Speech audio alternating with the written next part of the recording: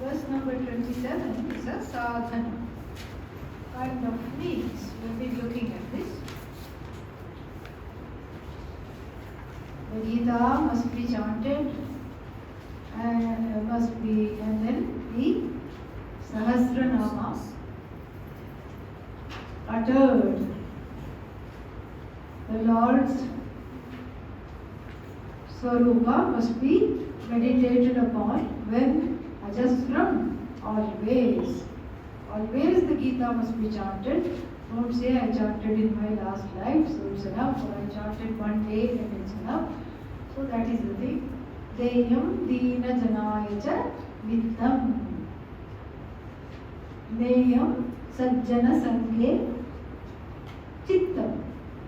So the heart expands in the company of other people who are more expanded. That's all.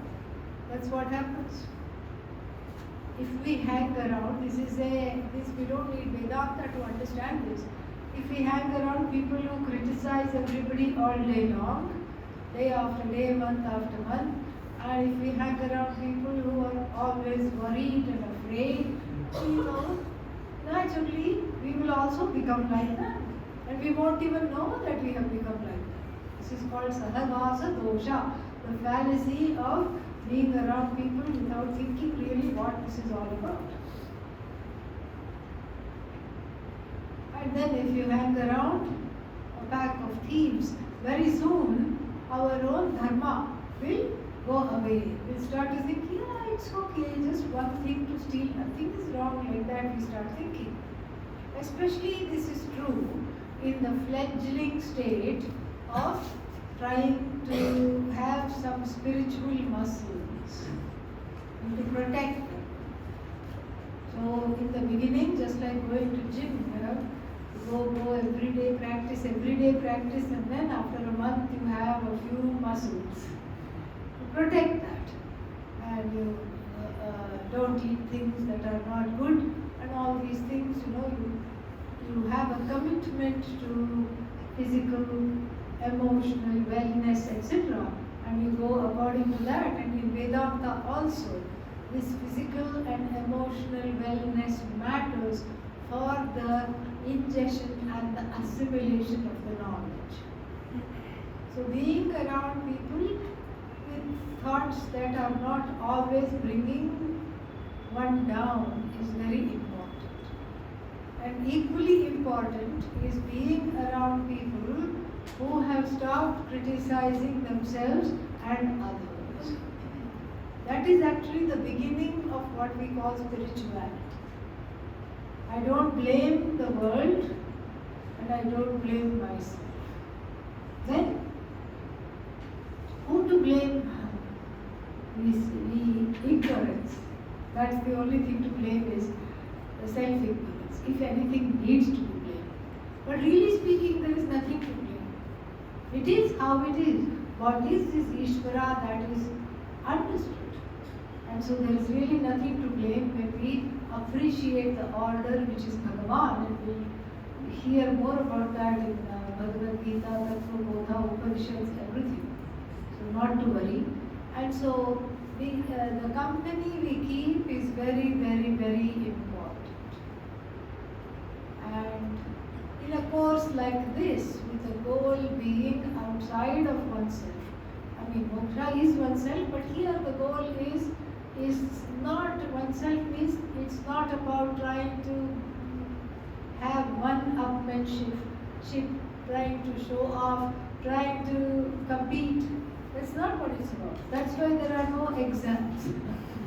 Imagine if every 2 months or monthly exams were there. Exam on Bhagavad Gita chapter 1. Who is Chekitavanaha? Imagine how much stress there would be. What is that? Yeah, chanting exam. Yeah. And what is Tattva Bodha exam? Atma Kaha. Sthula Sukshma Karana Sharirat Vyatiриktah. Avastha, Rasa, Akshi, all this you'll have to remember and write. Imagine how tense it will be. So the idea is to study in an atmosphere that's relaxed. And then you remember more. And it's not even about memory. So you can't give you cannot give the excuse that I cannot study self-knowledge because I have a bad memory. Nice try. Because it's not dependent upon memory, it's dependent upon you. You may not get Sanskritam, you may not remember the shlokas of the Upanishads, but this knowledge you will get because it is you and you are self-lit, self-effulgent. Are you here? Yes. Thank God the answer came. Yes. You don't have to check up, you don't have to ask anybody, you don't have to wonder, you don't have to SMS a friend. You know you are here. And about this you, there are mistakes and the mistakes are removed. It's not about memory. Thank God. So it's about surrounding yourself with just that same, we have a pravaha, a flow. Just like the Ganga flowing, we have a pravaha, a flow. So what kind of a flow? Sajatiya vrittik pravaha. That is what meditation is. Sajatiya vrittik pravaha. What is your first thought? Om Namah Shivaya. What is your second thought? What's your third thought? What is your fourth thought? What is your fifth thought? No. Fifth thought cannot be Om Namah Shivaya. Fifth thought is anything happening? I have been meditating for so long, is anything happening? Do I feel changed? That is the fifth thought. Then, no, bring the mind back. Sixth thought, yes, Om Namah Shivaya. Seventh thought, Om Namah Shivaya.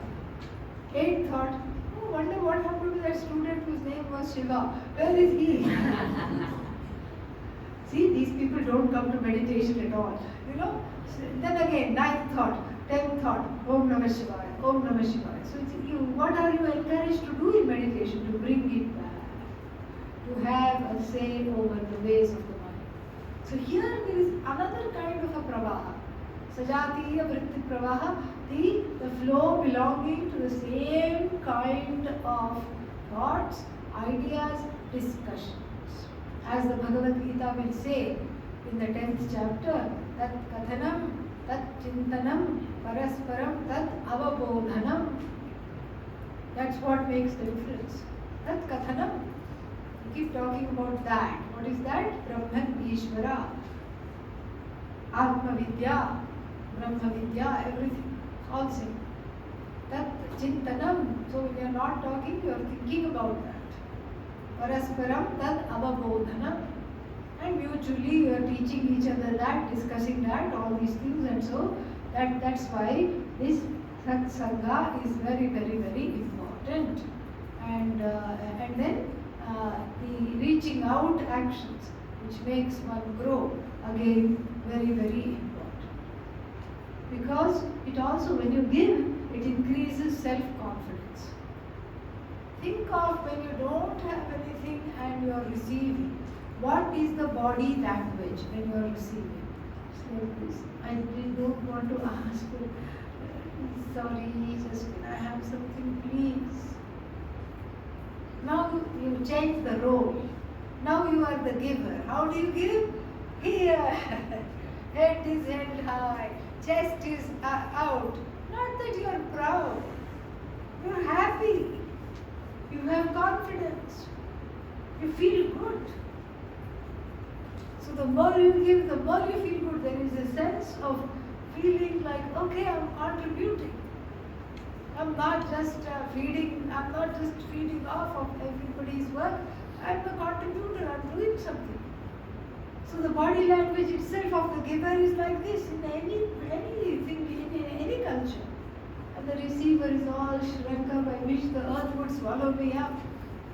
There is apology, there is a feeling of apology in the body language, there is guilt, there is fear, there's all kinds of things. So that's another reason when you give, you grow. Beautiful. It's very, very nice. Then, what is the next one?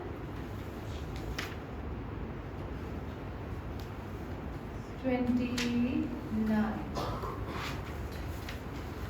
Arthamanartham bhavaya nityam. Arthamanartham bhavaya nityam. Nasti tatas sukhaleshas satyam.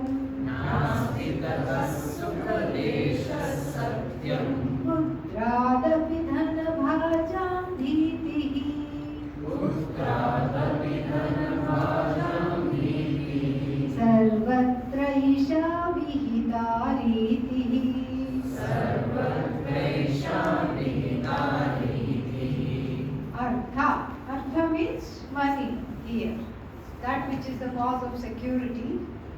And when money is mistaken for security, then it becomes anartha.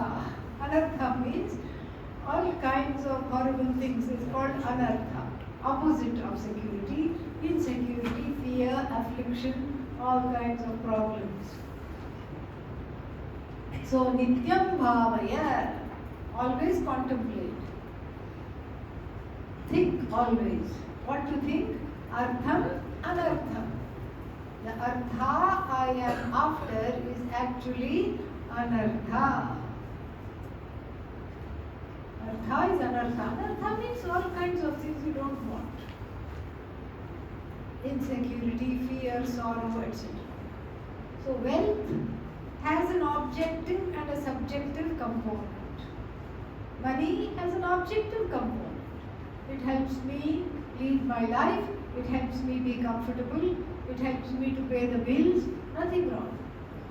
But when I start mistaking that money to replace the security that should be centered on the self, and transferring it and projecting it onto money, then it becomes anartha.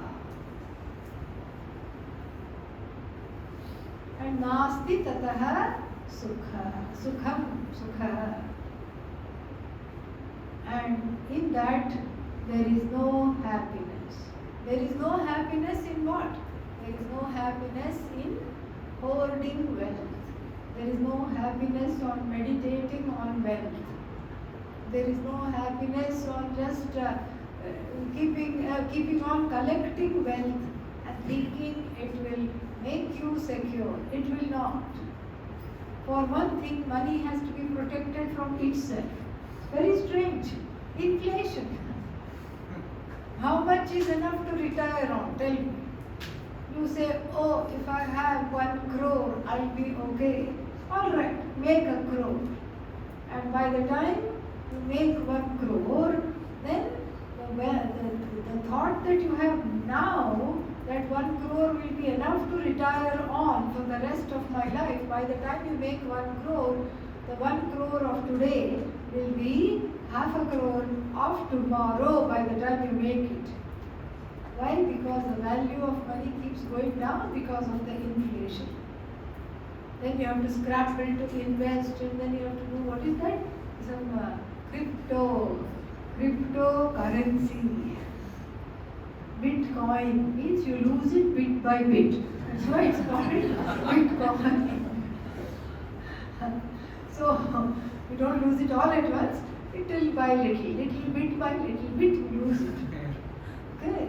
Because somebody else bites into it. That's why. And so all these things, this is all a subjective understanding of money.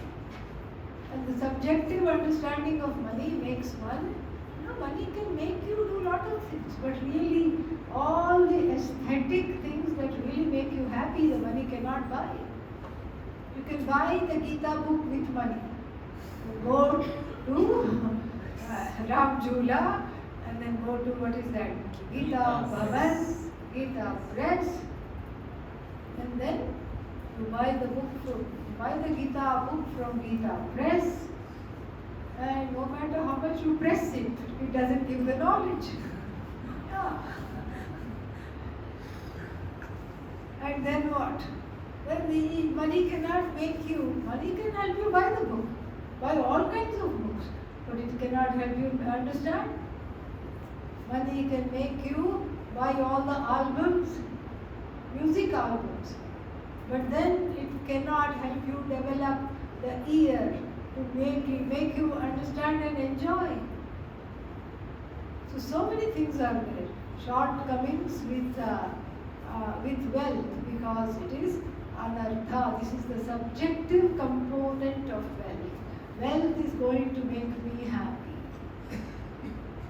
And if you're still thinking that, just look at the life of celebrities. Hollywood, Bollywood, Tollywood, Sandalwood, what else is there? Huh? Tollywood, I said, yeah. Collywood, yeah. What is Collywood? Huh? Kolkata. Malayalam, yeah. Malayalam.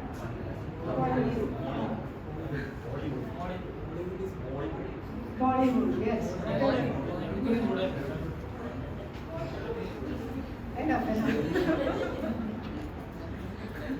Enough charcha on all the woods. So you get the idea. You look at the celebrities in all that and see what they are doing. They have lots of, they don't know what to do with the money. They have that much. Are they happy? Not most of the time not. Most of the time not. And think about them. They cannot go out on the road and then they will just be recognized and everybody will want autograph. They will be crushed to death. In a way, they will be stampeded. Imagine if they came to Rishikesh, they can't just walk here as we do. Every day we just go back and forth and then finish our quota, walking quota. They can't do that. They're afraid of their followers. And it's very interesting. They're afraid of their followers upon whom they depend for that very fame. Very interesting. One is afraid of the money upon which one depends for that very sense of security. So it doesn't mean, just because you're rich doesn't mean that you will be happy. It doesn't mean you will be sad either. In other words, it has nothing to do with happiness. This is what Maitreyi is told. In the Brihadaranyaka Upanishad, chapter 4, where he says, Yajnavalkya, the sage says, I'm pushing off from here, he says literally. Udaham yasyan, I'm pushing off from here, don't worry, you will be rich. All my wealth is going to you, and then what? You will be fine. And then she said, the reason why you are pushing off from here, will that wealth make me have for that, for which you are leaving everything? And maybe if it was a Kali Yuga husband, he would have said yes and gone away. But he was an honest man, he said no. Yatha upakarana jivitam syat. Tata tava api. Just like people with means, upakarana means people who have means, karana. People who have means live. Just like that, your life will also be, your life will also be just like that. You will be comfortable. You can go to movies, you can go to mall, you can do that. It has nothing to do with the happiness I am searching for. And so this is the objective way of understanding money. And that is very, very, very important, because our understanding of money is not just individually vitiated, polluted, but also culturally, societally, and in families also. We have inherited that. We don't want that as the legacy. People inherit the grandparents, the great-grandparents, and the parents' fear about money is inherited. And the conditional love. Okay, I have given you so much, what have you done for me? That fear is also inherited. These kinds of things, this is the place to let go of slowly. Slowly let go. And then, what else? And then, putradapi dhana bhajam bhiti. Putradapi bhiti. One is afraid of one's own children. Why? Because there is a fear about Dhana Bhaja.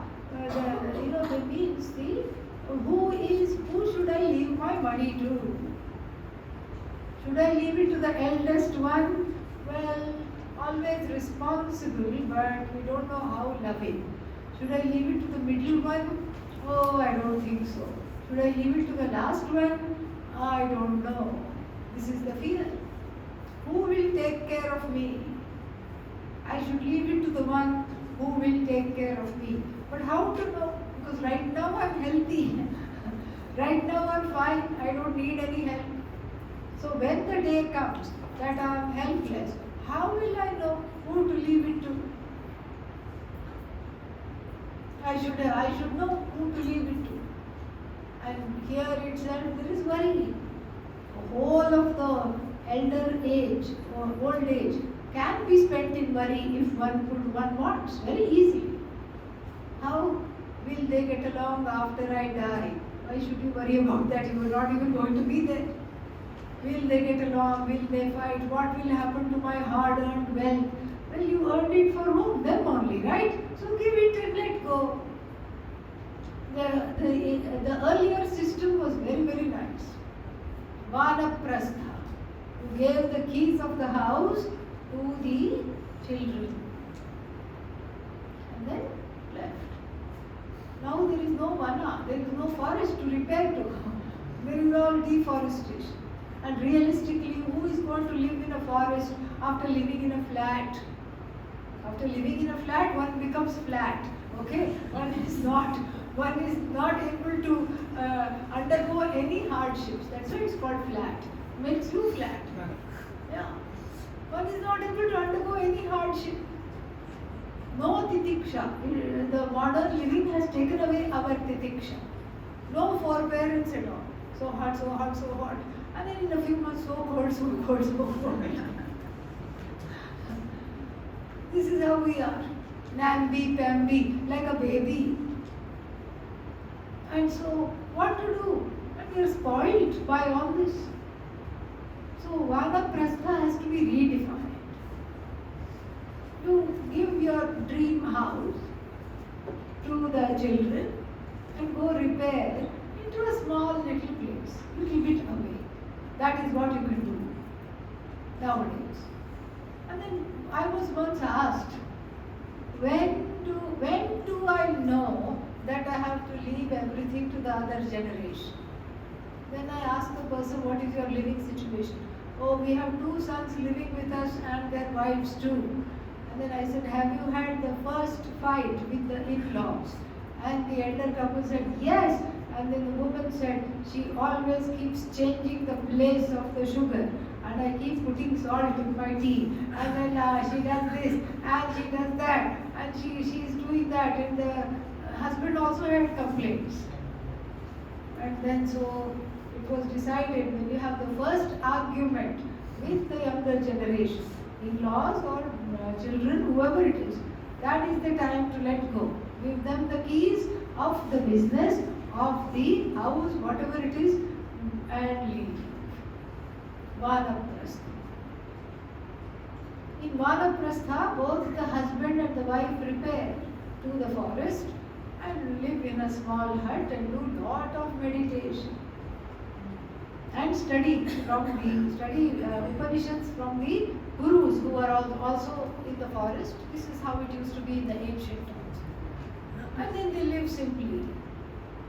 Then after that sannyasa, you declare to the world that everything is renounced by me. In the, what is that called? Witnessing. To have as the 5 elements as the witness. You say, nobody needs to be afraid of me. This is what is called abhaya dana. To give to the world the dana, a contribution, an offering of abhaya. When from the smallest insect to Lord Brahmaji or even Indra sitting there, nobody should be afraid of me. So you give the gift of non-fear to the world and you live like a dropout. You literally drop out from society. This is not about gathering fame or name or whatever. But in order to do that, you should be prepared.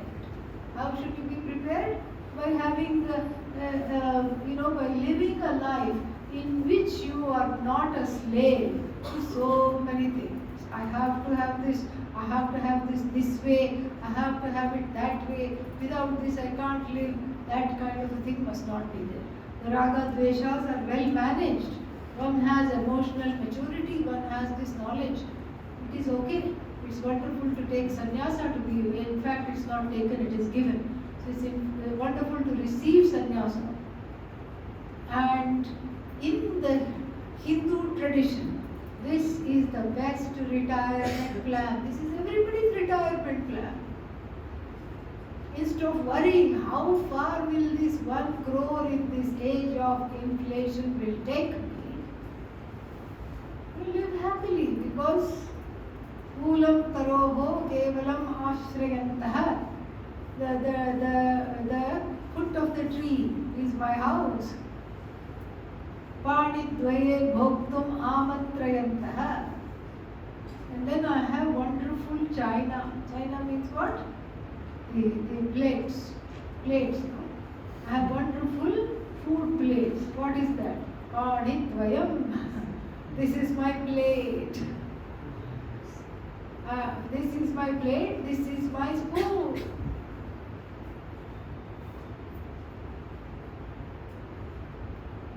Kaupinavantah khalu bhagyavantah. They are a source of blessing. Who are the owners of or wearers of the loin cloth? I was teaching this. It's a quintet. 5 verses are there. Beautiful. It's called Kaupina Panchakam or Kaupina Panchakam, or it's called Yati Panchakam. I was teaching this one time and somebody had a question. I said, what? And the man said, so if I go and buy a loin cloth, I'll become like them? I said, no. You have to give up everything else except the loin cloth. That's the idea. That is the idea. It's not that you have your wardrobe full of nice clothes and shoes more than that, what is that? There was one Philippines lady, Marcos, yeah, like Mrs. Marcos, the shoe closet is, and then you say, I'm also going to have a few loin cloths. That's not the idea. Idea is you give up everything. And when you give up, you don't have to worry what your children are doing. What's going to happen? You will the retirement money, is it enough? You've trained yourself to really live with whatever comes. You are okay with whatever comes. If it is there, wonderful, we enjoy. If it is not there, it's wonderful also. Because you grow. You grow out of becoming addicted to it. So putradapi dhana bhajam bhiti sarvatra esha vihita riti. This is the regular state of affairs everywhere you go. Not just in one culture. Everywhere you go. One more verse is there, we'll do that tomorrow. Om Purnamidam Purnat Purnamudachyate Purnasya Purnamadaya Purnamevavasishyate. Om Shanti Shanti Shanti. Hari Om Shri Gurubhyo Namaha. Hari Om.